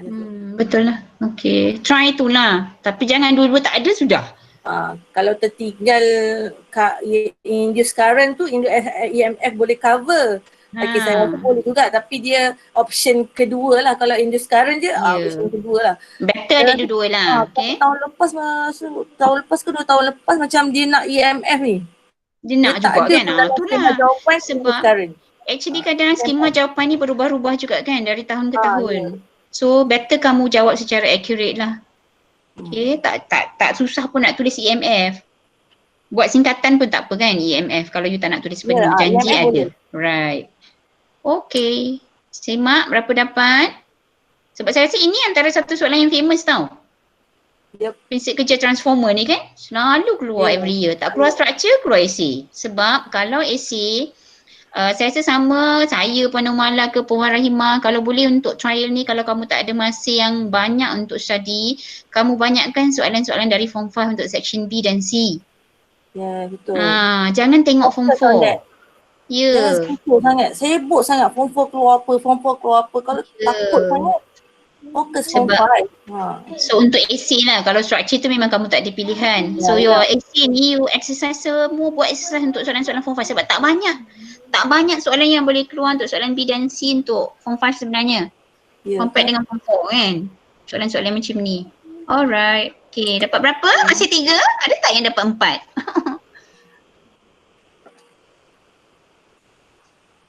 Ada siapa dapat 4? Masih 3? Keep on trying Tengok balik mana yang kamu missing tu, tengok semula. Right. Tu contoh jawapan. And then take note apa yang Cik kata mesti ada tu. Yang tak penting, yang tak perlu ada tu tinggalkan. So far okay? Semua orang? Senyap aja. Dia dah tak tahan nak sendiri. Dalam bio kami senyap ke? Oh, dia orang tulis kat sini. Okay. Ya, dekat chat tu ada lah. Okay, cikgu. Chat ni. Okay. Okay. Amira. Okay, siap. Cikgu nak refresh attendance.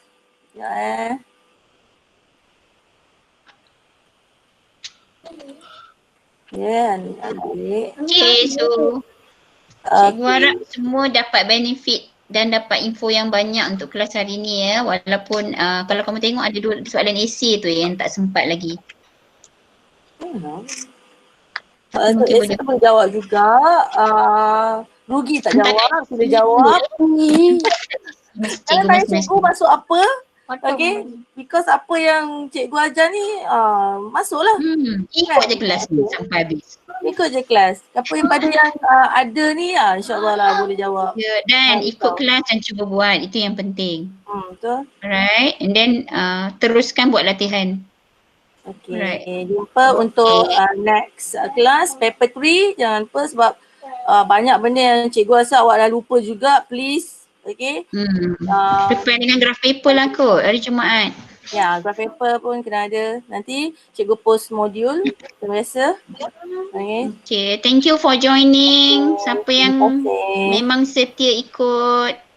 Okay, and then take effort untuk buat latihan yang cikgu beri. Ambil Okay, gambar Mala. Buka layout. Gambar-gambar. Kata nak ambil gambar tadi. Nak ambil gambar? Oh, jap. Okay. Mula buka layout. Thank you everyone. Dah lari dah budak ni. Jangan lari lagi. Thanks, teacher. Okay, thank you. Jaren mana dah lepas dah? Habis? Pergi makan, lapar kot, kelaparan dah semua. Cikgu pun dah lapar. Dah, Ma.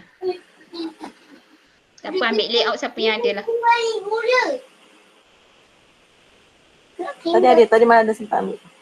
Okay dah ya. Alright, thank you everyone. Okay, masih Kak An. Okay, thank you. Thank you Mala, Kak An. Bye-bye. Bye-bye Aish. Bye-bye. Mana Aish? Aish, bye-bye. Hai. Ni nak belajar ni ada kelas ni. Dia pun online hari-hari. Bye-bye. Cian je. Ami sibuk hari-hari Okay Malah, bye. Nabil pun sibuk juga awak. Bye Ma. Assalamualaikum.